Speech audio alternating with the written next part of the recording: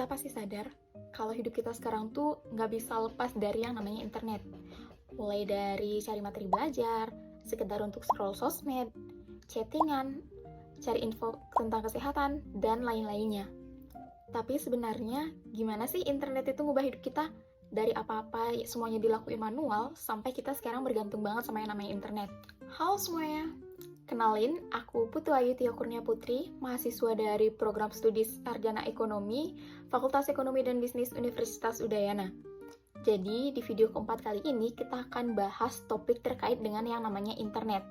Internet itu sebenarnya kumpulan jaringan dari jutaan komputer yang ada di seluruh dunia dan saling terhubung. Semuanya ini bisa jalan karena ada aturan komunikasi yang disebut dengan TCP/IP, biar komputer di seluruh dunia ini bisa berkoneksi satu sama lain.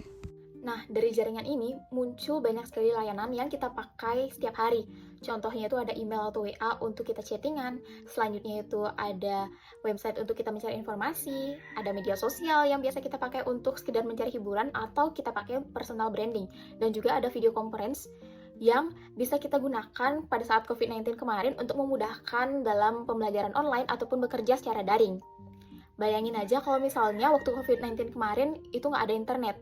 Pasti kita nggak bakal bisa ngejalanin yang namanya pembelajaran secara online. Terus, koneksi internet ini juga ada banyak jenisnya, mulai dari wifi yang biasa ada di rumah, perkantoran, kampus, dan lain-lainnya.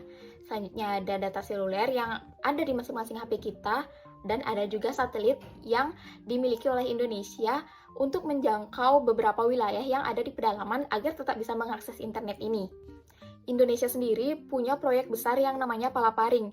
Nah, Palaparing ini merupakan satelit yang digunakan oleh Indonesia untuk dapat dijangkau internet ini oleh orang-orang sampai dengan ke Indonesia Timur. Jadi, semakin banyak orang juga yang dapat terkoneksi dengan yang namanya internet ini untuk digunakan dalam kehidupan mereka sehari-hari.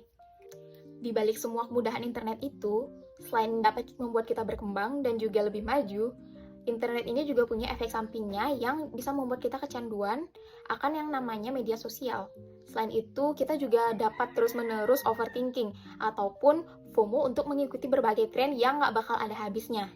Jadi, kita sama-sama harus sadar untuk menggunakan internet itu ke arah yang positif agar berguna untuk diri kita sendiri dan juga orang lain. Jangan sampai kita menggunakan internet itu hanya untuk scroll-scroll nggak jelas tanpa arah yang nantinya malah merugikan diri kita sendiri. Sekian dulu video terkait dengan materi internet ini. Sampai jumpa di video selanjutnya.